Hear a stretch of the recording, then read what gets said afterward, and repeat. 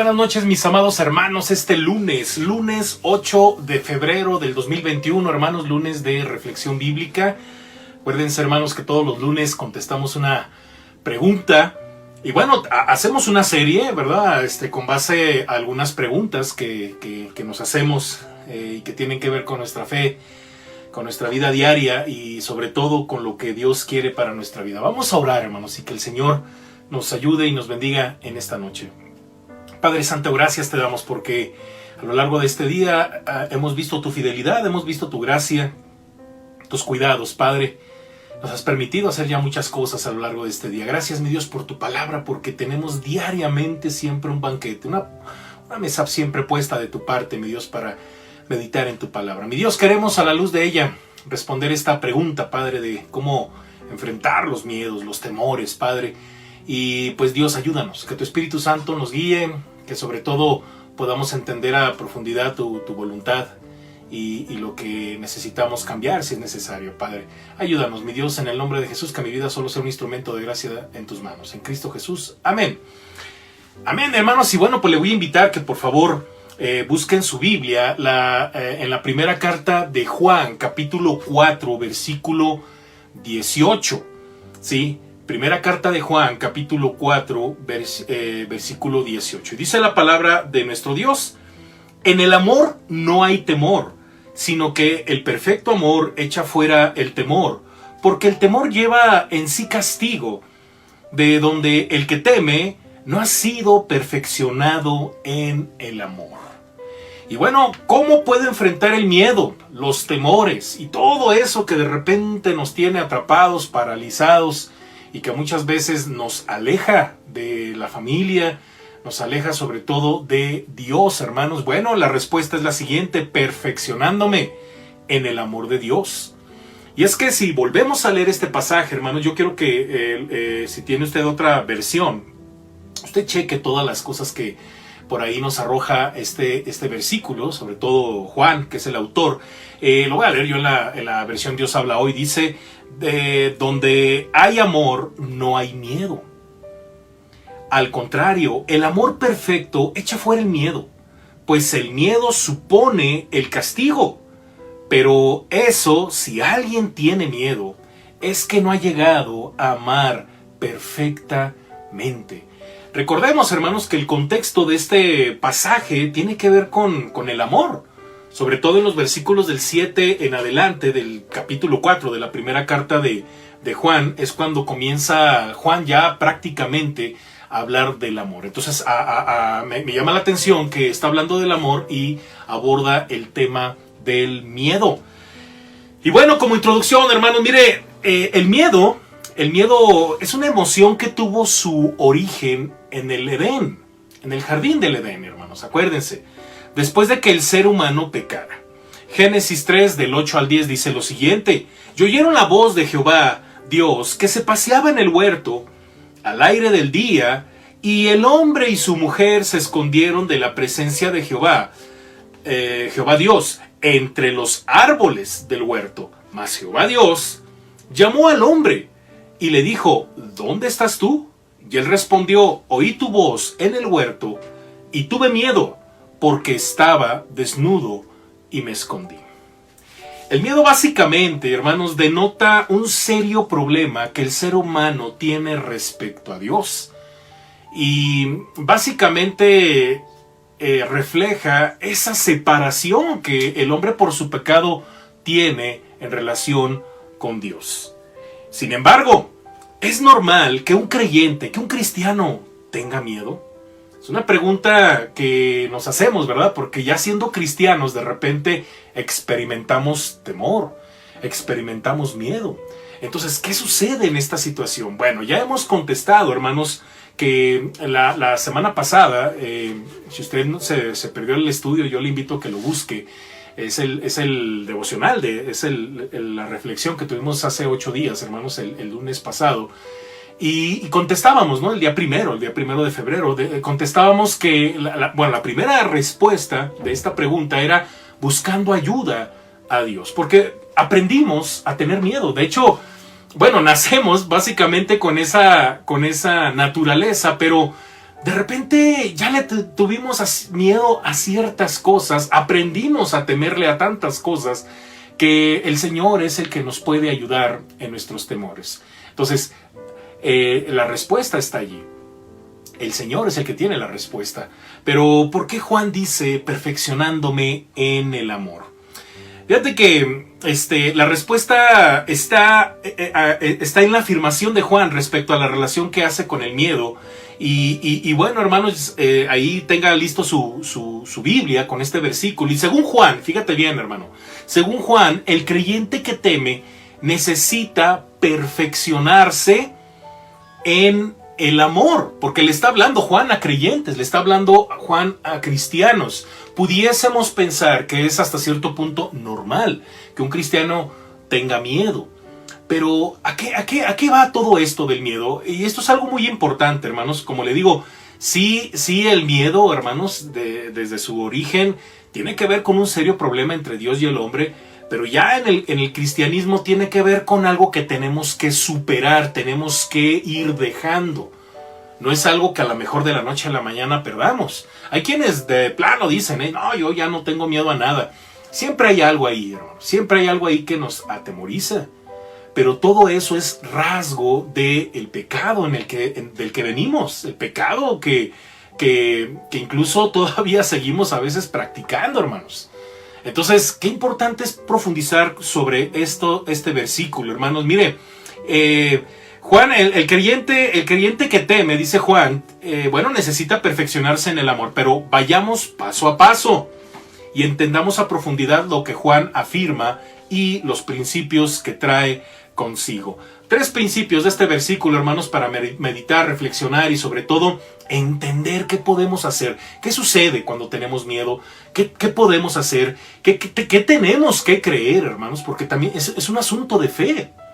Número 1, hermanos, mire, primer principio, el amor y el miedo, hermanos, son incompatibles. Es el primer principio. El amor y el miedo son incompatibles. Dice Juan, en su carta, en el versículo, dice, en el amor no hay temor. Eso es una afirmación de Juan, así totalmente definitivo, ¿verdad? Totalmente claro. No hay temor. Donde hay amor, no hay temor. Y así como la fe, hermanos, y la duda no pueden coexistir en el corazón de un creyente, del mismo modo, el amor y el temor no tienen nada en común. Ahora, sí tenemos temor, hermanos, de repente miedos, pero la pregunta es, ¿pero cómo es posible si ya somos hijos de Dios? Bueno, los cristianos, hermanos, que al cumplir el mandamiento de Dios demuestran su amor por Dios y por su prójimo, no tienen temor. No tienen temor. Y es que la palabra temor, hermanos, tiene 2 significados. Puede significar alarma o miedo, ¿verdad? Que es de lo que estamos prácticamente hablando. O puede significar reverencia, respeto.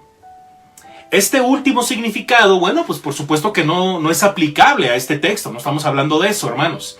El creyente ama y respeta a Dios, pero no tiene miedo de Dios, como deberían tenerlo los que están lejos de Él. ¿Sí? Entonces, el mismo apóstol Pablo a esto respecto, hermanos, fíjese bien, en Romanos capítulo 8, verso 15, dice, pues no habéis recibido el espíritu de esclavitud para otra vez estar otra vez en temor, sino que habéis recibido el espíritu de adopción, por el cual clamamos Abba Padre. Si se fija que esta relación de no tener temor tiene que ver con que somos hijos de Dios. Tiene que ver con un asunto de legalidad espiritual respecto a Dios. Habla de adopción, habla de que ya no somos cualquier cosa, somos hijos adoptados de un gran Dios y ya no hay nada que temer. ¿Sí? Debido a su amor por Dios, hermanos, a la comunión que disfruta con Él, fíjate bien, el cristiano no tiene temor del día del juicio, no tiene temor de la ira de Dios, no tiene temor del juicio que Dios pues ha prácticamente imputado a todo aquel que muere sin Cristo. No tiene el ser humano por qué tener ese temor, porque está resuelta esa situación, no hay una deuda pendiente, todo lo ha pagado Jesucristo en la cruz. En cambio, vive su vida en la tierra con un temor reverente, porque está consciente de lo que representa lo que Cristo hizo en la cruz. Está agradecido, no peca por miedo, sino por temor reverente, porque le debe su vida, toda su vida al Señor. Bueno, de hecho, toda su vida es del Señor. El dueño ahora de su vida no es Él, sino es Cristo.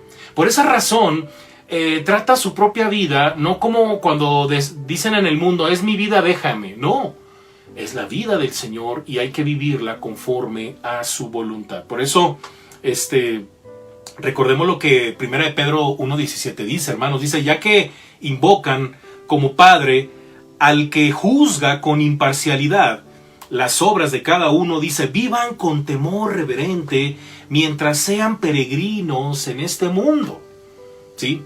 También dice Filipenses 2:12, el apóstol Pablo, así que mis queridos hermanos, como han obedecido siempre, no solo obedezcan en mi presencia, sino mucho más ahora en mi ausencia.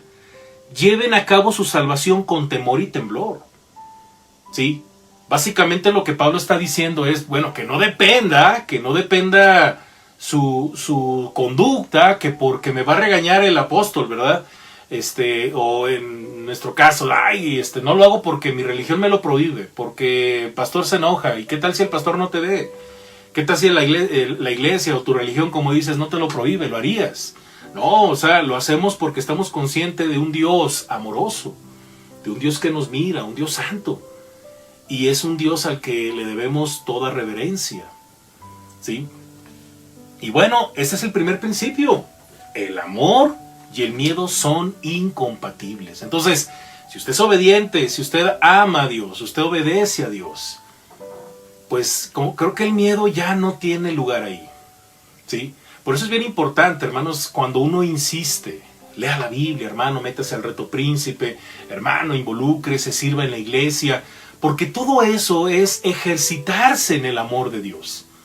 Casi siempre, hermanos, y esto es real, hermanos, pregúntenle a cualquier pastor, pero casi siempre quienes sufren del miedo, del terror, del pánico, quienes todo el tiempo están temiendo, hermanos, que porque si la familia, que porque su propia vida, que este coronavirus, qué sé yo, casi siempre son personas desconectadas de Dios, hermanos. Y bueno, piensan que cuando están con uno, ¿verdad? Y que le dicen a uno sus temores, piensan que eso se va a solucionar. No, la solución está en que usted vuelva a la presencia de Dios. Incluso, mire, le voy a decir así rápidamente el procedimiento. Regrésese a la presencia de Dios, pídale perdón, dígale, Dios, perdóname, porque en lo que va de la pandemia ni he orado, ni he leído tu Biblia, ni he visto ningún sermón de tu iglesia o qué sé yo, ¿verdad? No, como que no hay mucho apego a la congregación. Pídele perdón a Dios por eso, porque cuando estamos muy alejados de las cosas de Dios, sobre todo de su presencia, entra el temor, hermanos. Entra el temor. Entonces, hermanos, la Biblia dice que cuando usted tiene ya afanes, porque luego esos afanes se convierten o en amargura, o en terror, en miedo, en muchas cosas, antes de que lleguen a esos niveles, como dice Filipenses 4, hermanos, que todas nuestras peticiones sean conocidas delante de Dios. Vaya a la presencia de Dios y no tenga miedo. Número 2, hermanos, mire que no hay miedo cuando hay obediencia a Dios. Sigue diciendo el versículo, sino que el perfecto amor echa fuera el temor. ¿Cuál es el significado del término amor perfecto o de perfecto amor? Que es lo que está diciendo Juan. No se trata de un amor sin fallas, solo porque solo Dios tiene ese amor. Ese amor sin fallas solamente Dios lo tiene. Es más bien el amor que está completo en el sentido de que hace entrar en nosotros el deseo de obedecer los mandamientos de Dios. Entonces, cuando el amor, hermanos, se manifiesta en el acto de amar a Dios y al prójimo, entonces el temor, en su sentido de miedo, ya no tiene lugar en nuestros corazones. Y aquí completo la idea, ¿verdad? De que, bueno, lea más la Biblia y todo esto, pero sirva a los demás. Perfeccionarse en el amor, hermanos, es un acto voluntario, intencional, de hacer algo por alguien. Ahora con esta situación de la pandemia, pues cuántas oportunidades no hay, ¿verdad? De hermanos que a lo mejor necesitan nuestro apoyo, de alguien más que necesita nuestra ayuda, ¿sí? De alguien que necesita quizás el evangelio, qué sé yo. Y todas estas cosas, hermanos, que tenemos de parte de Dios por su gracia, por su misericordia, y que tenemos que aprender a repartirlo, a compartirlo, ¿verdad? Que tenemos que aprender a mostrar esa misericordia con alguien cerca de nosotros. Sobre todo a la iglesia, a la familia de la fe, hermanos. ¿Qué tan involucrado usted está con la iglesia? ¿Qué tan involucrado está no solamente en las actividades, sino en la vida de los hermanos? Entonces, no hay tiempo para el miedo. No hay temor. ¿Por qué? Porque estamos siendo un canal de bendición de parte de Dios. Y a eso se refiere el apóstol Juan en esta carta. Número 3. Cuando hay miedo, hay desobediencia, hermanos. Cuando hay miedo, hay desobediencia, porque el temor lleva en sí castigo, dice Juan. La razón por el que el temor y el amor son incompatibles es que el temor tiene que ver con el castigo.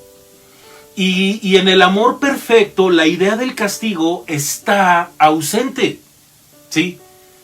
Pero cuando hay desobediencia, hermanos, porque estamos hablando de cristianos que tienen miedo, cuando hay desobediencia, entonces hay miedo. Entonces yo le quiero invitar, hermano, analice su vida.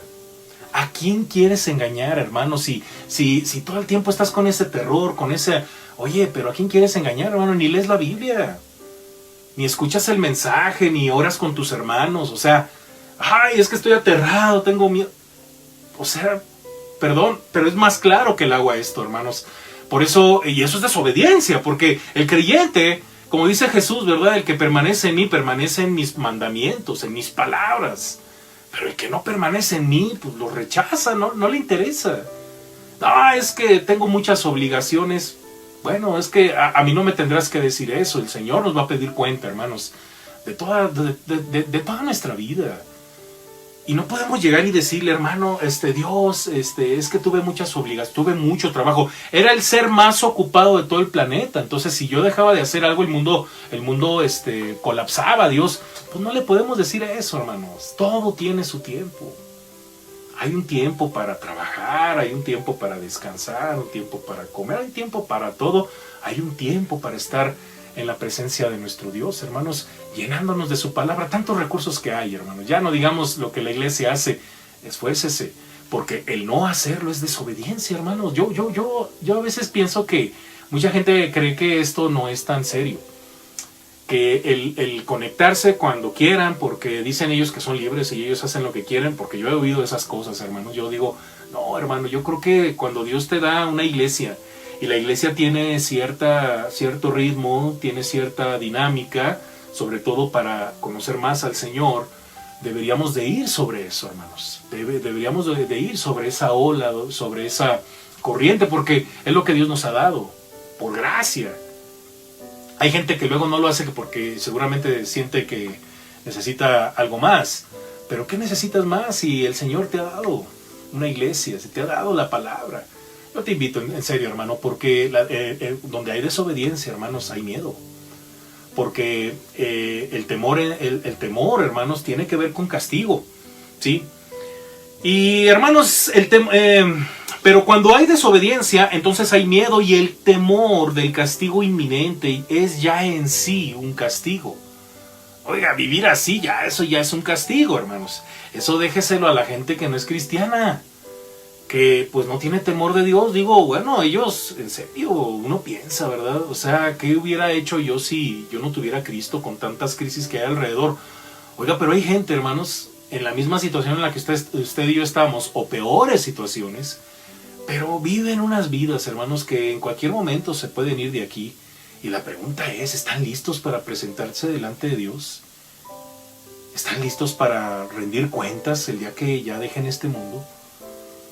Y eso sí debería de dar miedo. Pero si usted ya tiene resuelto esto, ¿cuál miedo, hermanos? Al contrario, gozosos, viviendo una vida en temor reverente, ¿sí? El creyente que vive en comunión estrecha con Dios está libre de temor del castigo.